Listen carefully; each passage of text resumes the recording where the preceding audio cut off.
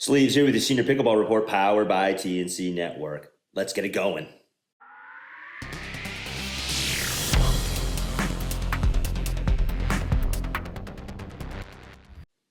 This week in our People of Pickleball episode, we are speaking with the one, the only, Share Bear, Ryan Sherry, PPA Pro. He is a coach in the Major League Pickleball League. He is sort of the Kevin Bacon of pickleball, making all the important connections to grow this sport, not only in the amateur level, but the professional level as well. And he stars in a movie that I'm part of as well called Dreambreaker, a Pickleball Story, which should be out shortly. And you can check him out there as well. But before we get to any of that, if you like this content, consider subscribing to the channel. Check out our newsletter as well. All links in the description for discounts and everything you can imagine under the sun. And hey, let's get to that interview with Ryan Sherry.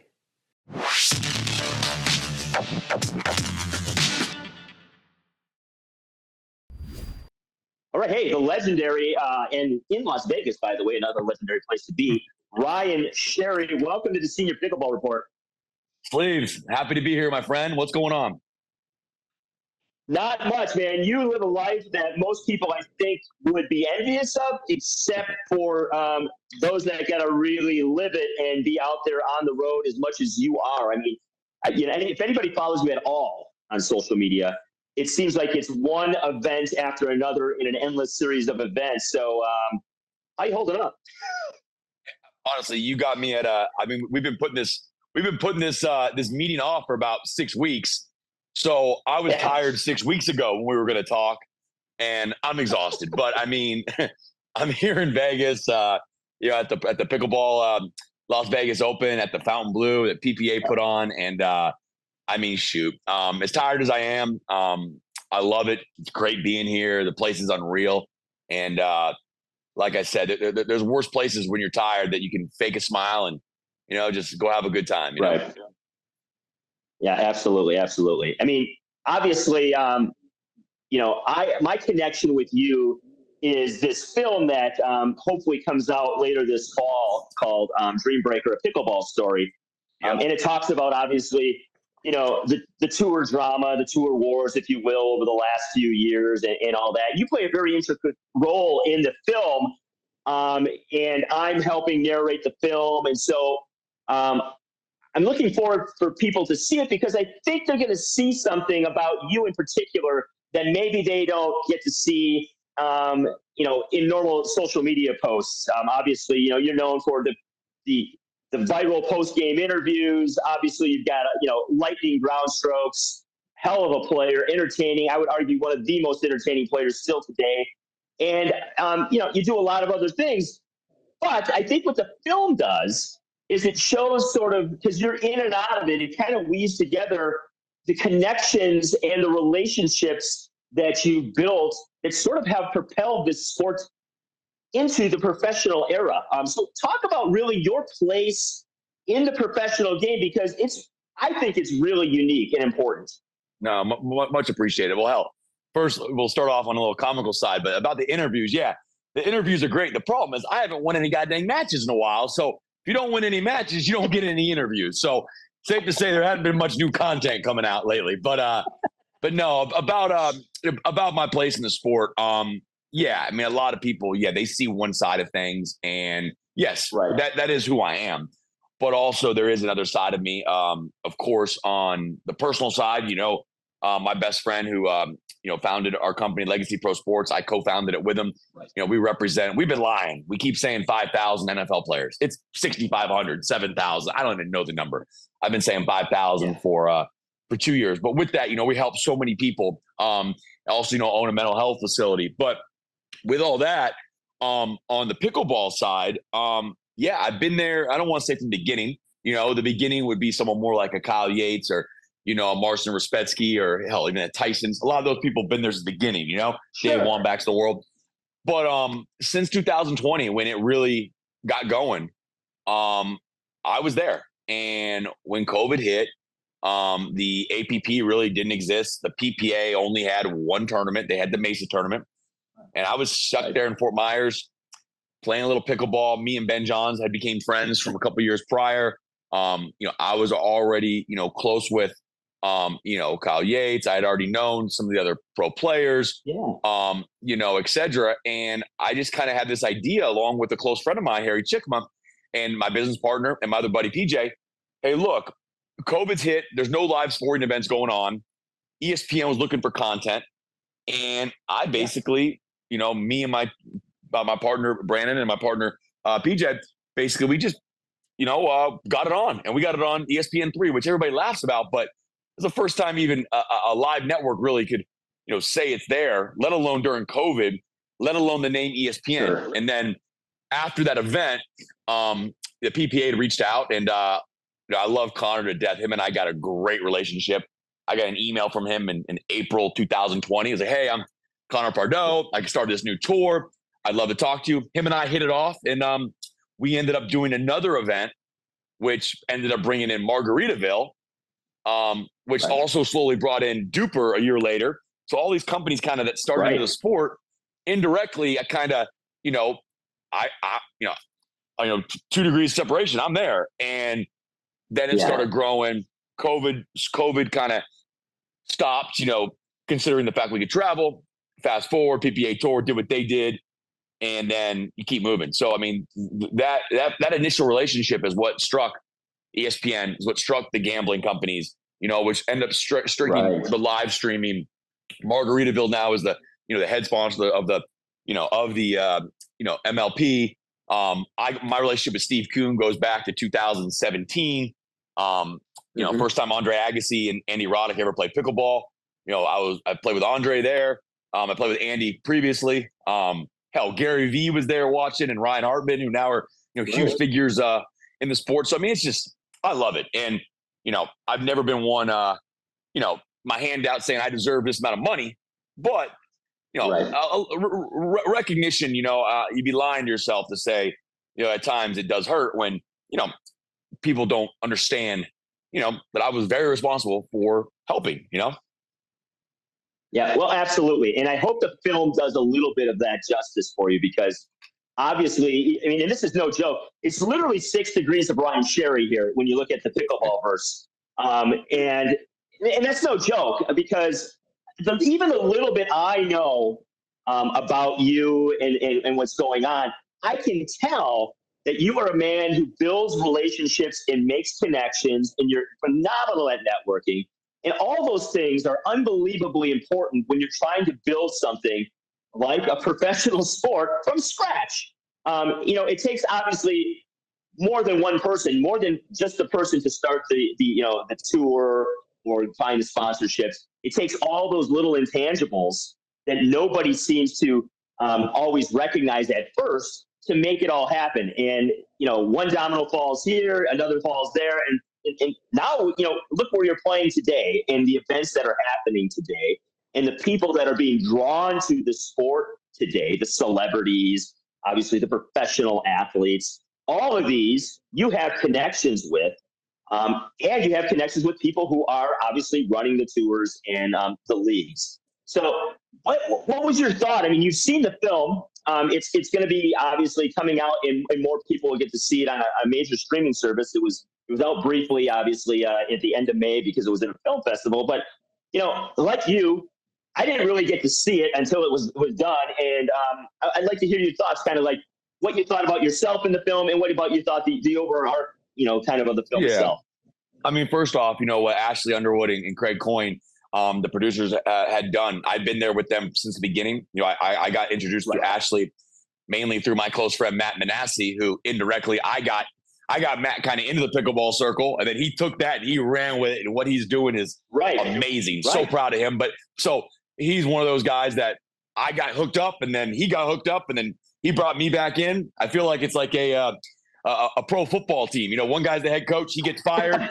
All of a sudden his assistant coach is the head coach now. Now this guy's on his special teams, and everyone just kind of keeps helping each other. So me and Matt got that relationship. We've both always been there. But with that, Ashley and Craig, I mean, I feel like the film changed so many times from when they started it as it portrayed. A lot of it had to do with the different power players, the different tour wars, etc. But to kind of start on the MLP side, Steve and I go way back.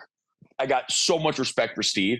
I think it was my interview in the film, or maybe it was interview elsewhere, but here's Steve, who has made, we've been responsible for managing billions and billions and billions of dollars at a glimpse of a second on a, financial standpoint, where he had no emotion. He had no emotion.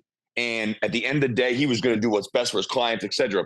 I think because he loved pickleball so much and he cared so much about so many people, that he started to make some emotional decisions. And what sucks is, when you own everything, you can kind of make your own decisions. But as the company, quote unquote, it didn't go public, but as it brought in all the shareholders, now all of a sudden, all the people that were just lucky to be involved, now all of a sudden wanted to give their say. And I love Steve to death. I'll do anything for him. He's been amazing to me.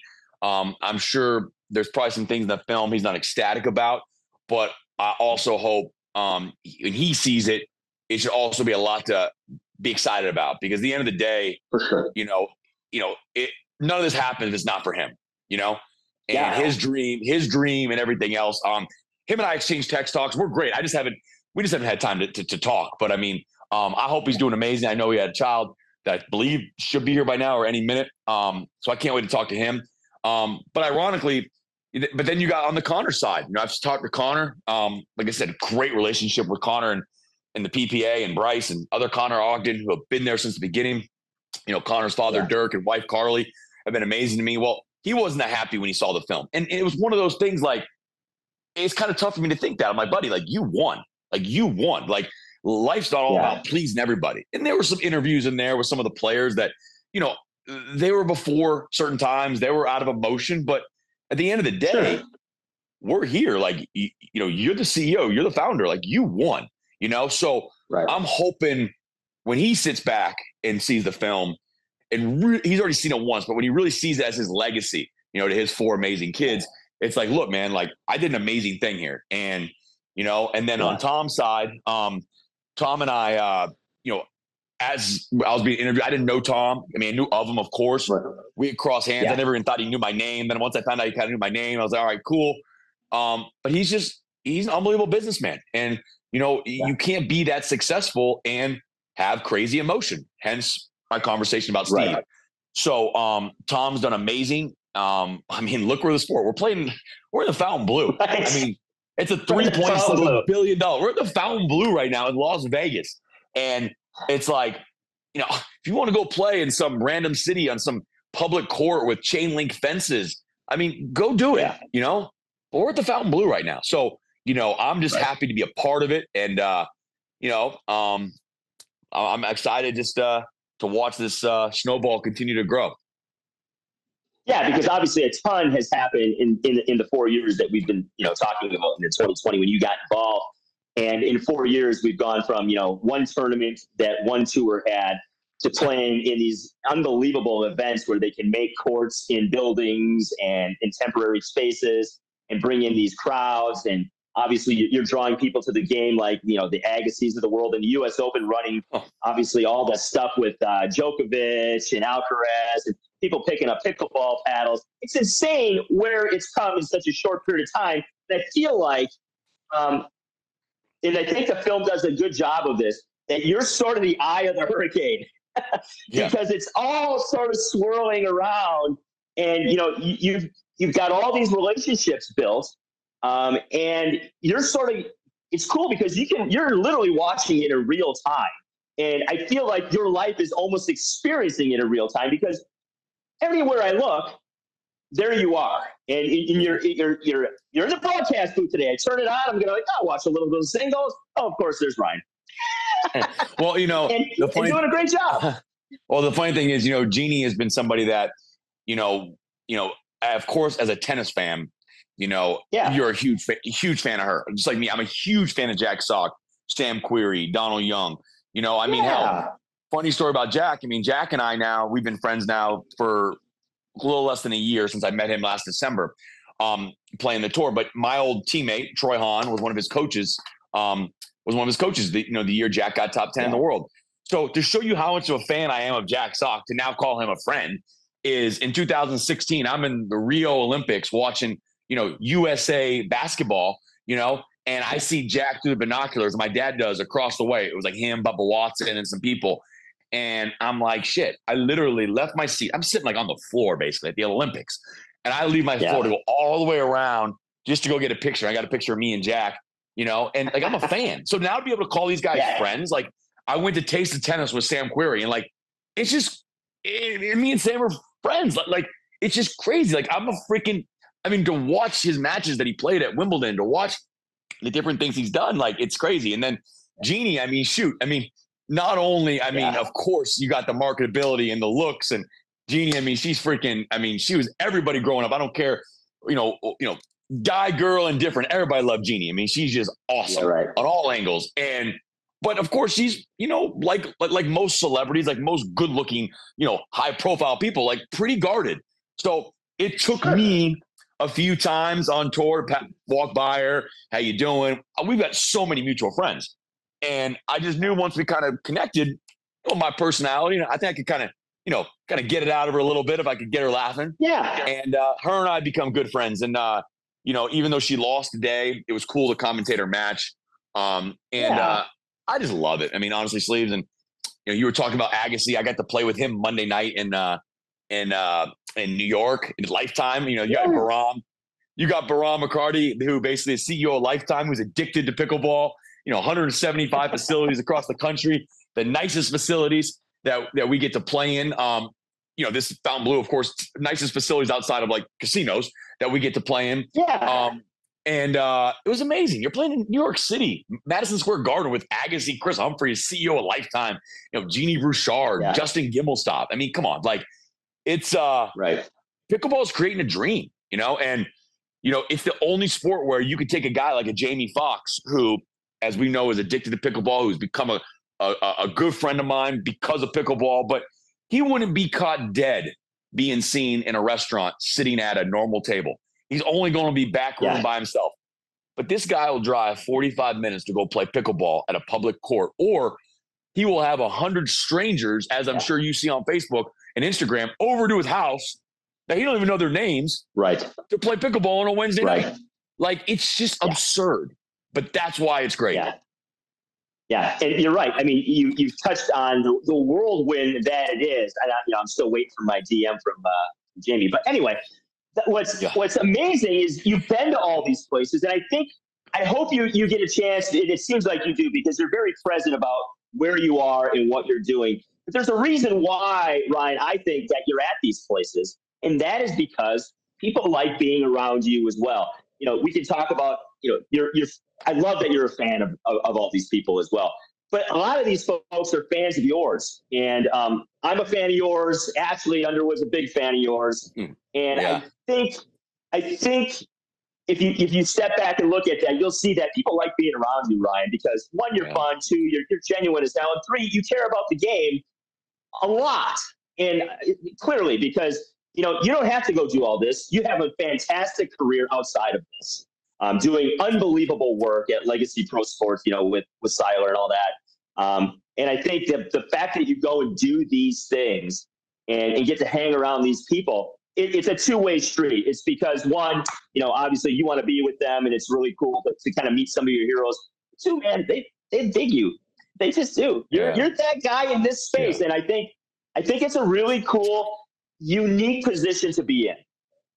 Yeah, no, and honestly, it is, humbling's not the right word, but it does make me feel good, because, it's tough, because, you're always rushing, especially in my business. I'm always trying to please people and whatnot. And that's why, like, sometimes just a little bit of like, gratitude, is appreciative. Like I said, if you ask some of the people on tour, the Bens, the Federicos, Pablo's, Paris, you ask some of the friends on tours, they play a good match, I'm always the first person to text them. Hell, I got some crap. I was on DJ Young's podcast, and it was a great podcast. 50 minutes talking about so many things.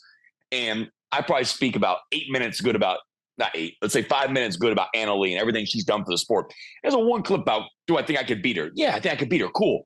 But that's all it wants to show. But the other 4 minutes before, the 2 minutes after, was just talking about how amazing, she is, and this and that. And I remember, like I said, I watched her and Paris playing in Atlanta. Paris is one of my best friends. So, of course, I'm rooting for Paris. But I'm sitting there by myself like this, watching the match. I think it was 12-10 the third, 11-9 the third. And after, I'm literally like by myself talking like, Annalie, good freaking job. Like, that's amazing. Like by myself. Like, I respect the sport. I respect, I just heard, Hunter Johnson lost 11 in the third to 11-0 in the third to Federico. And I love Fed. Yeah. Fed. I'll do anything for Fed, but I love Hunter too. So it's like, I don't pick sides, but, I hate, I hate, now it's so much, there's so much riding on this sport now.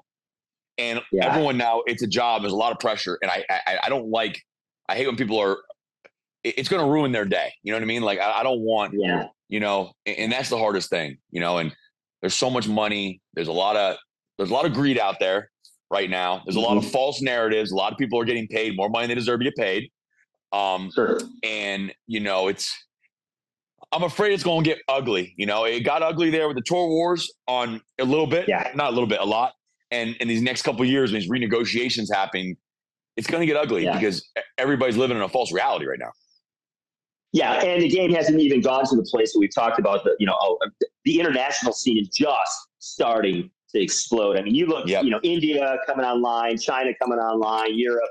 It's going to look completely different. It's not going to be just an insulated American game. And we have some international, obviously talent in our game here, but the way I see this going, and I'd like to, get your thoughts before you get out of here on this, is like, where is it going? Because internationally, it's just scratching the surface. We might not even know some of these players in 5 years that are playing right now that are at the top of the game.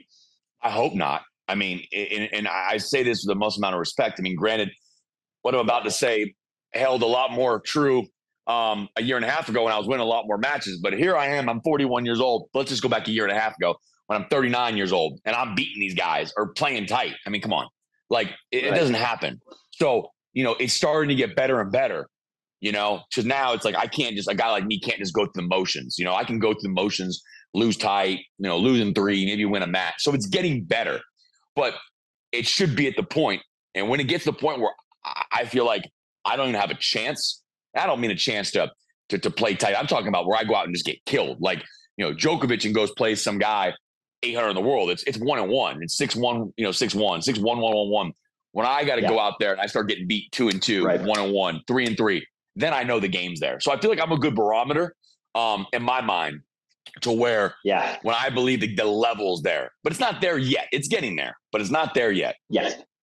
Yeah, for sure. And I think the game will change because obviously you have people coming in from table tennis and other sports that are more European-based games, and I'm interested to see the shot selection, the strategy choices that are coming because obviously it's still developing. It's still a new sport at the pro level. 100%. But at the end of the day, it's been 4 years. I mean, I love how there's a lot of people talking about the Olympics.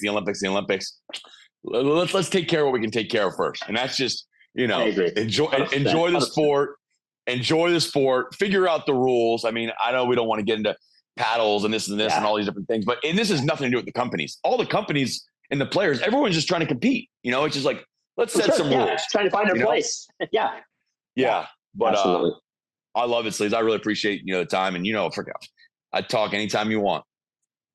Yeah, man. And I'm looking forward to people getting some feedback and seeing you in the film. One last thought before you go. Probably had no idea who the fuck I was when they showed up. They had this, like, also we're going to go to the yurt in the movie. Like, what were your thoughts of seeing this guy sitting out in the wilderness talking about pickleball when they would cut away to me? I hate to break it to you, Steve. Sleeves, I still have no clue who you are. So, hey. But no, man. No, honestly, that was interesting because, of course, Ashley and I are super tight, and Craig. So I kind of, I knew what was going on. They had me do a bunch of voiceovers. So even though I wasn't, I was just a character in the film, I guess you could say, in a very weird way. I think they'll be the first ones to tell you. I enjoyed. I don't know what the word producer means. I don't know what all these terms mean, but when they needed 25 signatures from some players to sign off, who's the first person they called? When they couldn't get a hold of somebody, I'm like, well, how many times you get to try to get a hold of them? I don't know. We've been emailing for 2 months. Give me 5 minutes. Hey, boom. It's in your email box. And I wish I was lying, but that's the truth. And it was always like, guys, just call me. Like, I like y'all. I got you. Like, I'm not going to be your workhorse, but like, if you need something, I got you. And That's what was fun. So I got to kind of, know a little bit more about yourself as opposed to being totally having no clue, but I still, when they told me who you were and whatnot, I'm like, that's the best we could get. But, but nah, man, I hope it's going to be good for you and give an opportunity too, for more and more people to understand your story and, like I said, your journey for everything you've given to the sport, Yeah, I'm the old guy covering the old person part of the game. I cover the pros on the senior level and the amateur level, and it's a cool little niche, and I got to meet some cool people, and obviously I got to be in a film. And as my friend said to me, I said to my friend after I watched it, I go, why am I in the movie? He goes, you're the ginger, Mike. You changed the taste of the film because it's all this chaos. Then they come to Yurtland, and you explain the hell what's going on. Hey, it's one of those things. Like, see, what I'm hoping too is they got this senior tours and all these different things. Like me and Rick Witskin was texting me the other day. I was trying to hook him up at Lifetime because he's up watching his nephew Ben Shelton, who his father Brian was a coach at Florida. Right. Not when I was there, but after. But with that, I'm like, man, if this game gets better, well, shoot, no one at 40 years old should be playing pro. So, but let's don't make me be 55 to go play in this NPL. Like, let's bring guys like me in. I mean, this is not professional golf where a guy made $10 million and he can sit for 15 years, and then go play senior. Right. Put me in, baby. I've been to Chicken and Pickle, the one in Grapevine. I've been to the one out in Arizona. I feel like I was at NPL recently in Kansas City. I mean, get me in somewhere. And I think it's gonna happen because they are talking about making it like because you're right, there is that no man's land between like 40 and 50. And I think they're talking about, because they have to take two people over 60. I think they're going to do two people below 50, maybe 45 or 40 to. And you're obviously a perfect fit, perfect character for it, and obviously bring some recognition to that league itself. Hey, as we know from the movie, I never got drafted in the goddamn MLP. I don't believe I should be drafted now, but back a couple of years ago, I got really, I got a bad string of cards. I was a 6'4" duper. Yeah. Magically, 3 days before the draft, I jumped down to a 5.9. Magically, 3 days after the draft, I went back up to a 6'3", 5. So there's a lot of magic going on that I don't really understand. I mean, I'm not that bad of a guy. I didn't kill anybody. I mean, God, what's the deal? I mean, honestly, I like to have a good time. I mean, it was like Anheuser-Busch, the bouncers one year, they were looking to replace somebody, and Hunter Johnson was going to help me out and said, look, man, I would love Cherbear. He was great. They ended up getting somebody else who, whoever they got, I forgot who it was, but a ton of respect for. But their excuse to not draft me was, we don't know if we can handle Ryan's personal life. And I'm just like, my personal life. I'm like, y'all lost $300 million last quarter because of y'all's publicity. And you're worried about my personal life? Like, come on. Yeah, I think we're doing just fine. So there you go. Yeah. Well, my favorite line of the movie before we get out of here is like, I'm not saying I'm Heidi Klum, but I need time to prepare. That's the best line of the film. Yeah. Hey, Heidi is in the MLP owners. Her and our boy Doug Ellen with Chicago Slice and the Saslows. So maybe one day I can get a picture of Heidi and I can say that and she can just laugh at me, which I'll be okay with. That's right, man. Hey, brother, I appreciate your time and keep doing what you're doing because you're vital to this game, and love to chat with you down the road again someday. Anytime, buddy. You're the man. I'll talk to you here soon. Hope you enjoyed our interview with Ryan Sherry. Hey, what a character, and great interview. Lots of things to digest there. All right, folks, you know what to do at the end of the day. Subscribe to our newsletter, and hey, let's pickle.